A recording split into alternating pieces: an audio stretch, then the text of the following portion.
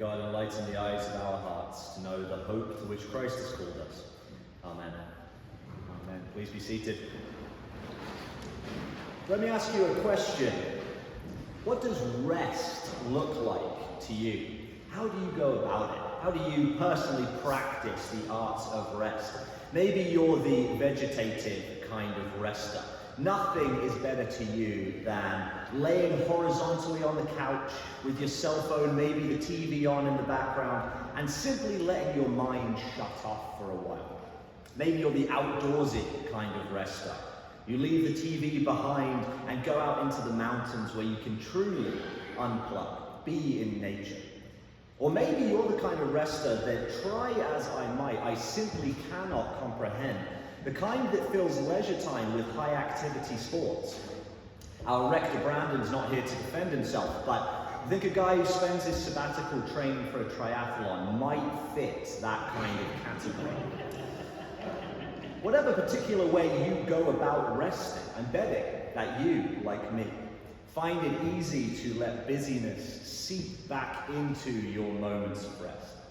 You finally get a chance to step back and lo, you remember that email that you never responded to, that bill that needs to be paid, that oil change that's overdue. And before you know it, your blessed day of rest becomes a day of catching up on all the stuff you were too busy to do a moment before. I know what you're thinking, and you're right. We've all heard way too many take-a-break sermons, and one more isn't going to do much to help us. Well-intentioned self-help gurus and Oprah Winfrey can implore us that we need to step back and take more time for ourselves. But when exactly are we supposed to do that? Part of the problem is precisely that we feel like we don't have control over our busyness and our schedules, do we? As a parent, that one line in our gospel text really rings true for me. They had no leisure even to eat. How many of us can resonate with that feeling of wanting to take one moment to do something you enjoy and then life comes in to ask for your attention again? You see, it's not that we choose our busyness. It's that even when we want to rest, to eat, to sleep, there's something else demanding our attention. What I'm trying to say is that rest isn't just something that we tend to neglect. It's actually held back from us. We struggle to find it, to get at it. We'd love to rest, but life has other plans for us. Jesus has had a busy day, and he tells his disciples, let's get away by ourselves to a quiet place where we can catch some winks. There's something troubling about this when you think about it. You see, there are presumably still people that haven't yet been healed, people that Jesus could spend time with and preach to and help and heal of their various illnesses, but instead he sneaks away. Hang on though, surely Jesus wouldn't leave anybody behind. Surely Jesus wouldn't be caught napping while people are in need of a miracle. Well, that does seem to be the subtext of Mark's story here. People need help, and Jesus goes away and takes a nap. What are we to do with this?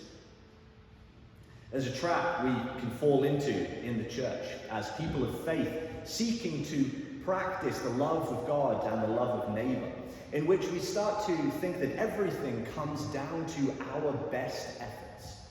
If only I try harder to love that annoying co-worker, if only I can go the extra mile, if I can give a little more time and money to the cause, then God will be happy with me. Ironically, we even end up doing this with rest, don't we? God, I'm sorry I haven't taken enough time to pray or go to church, but I'm really slammed at work. I'll do better, I promise. In the Hebrew scriptures, when God first leads the people of Israel out of slavery in Egypt, he lays out for them the shape of the kind of community that he wants them to be. He wants them to be radically different from all the peoples and nations that they're surrounded by, to practice a way of life that witnesses to the love and the care of the God who has freed them. And one of the most important commands that he gives them here is the practice of Sabbath. Now, Sabbath doesn't mean going to church on Sunday and not answering your emails. Actually, it means completely removing yourself from any kind of activity that lets you exercise control over your life and over your world. So on Sabbath, the ancient Hebrews couldn't work, sure, but they also couldn't cook or bake. They couldn't go to the market or engage in economic activity. They couldn't even carry bags from one place to another. Sabbath was supposed to remind the Hebrews that much as it feels otherwise, they are not the masters of their fate. It was their way of reminding themselves, of paying attention to how God was in charge.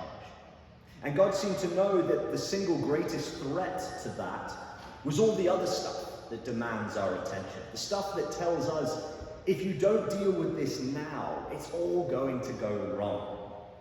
On the Sabbath, the ancient Hebrews reminded themselves that their crops would still be there tomorrow, that their job would be waiting for them in the morning, that the world wouldn't stop moving just because they did.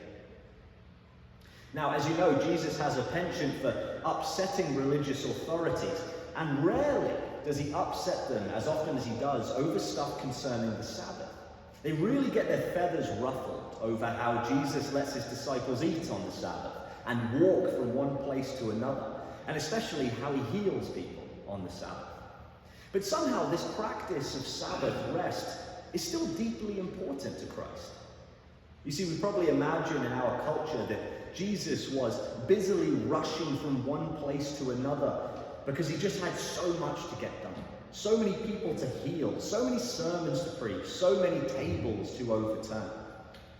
The way that Mark writes his gospel in particular, you do get this sense of pace and busyness. But actually, Jesus was incredibly leisurely.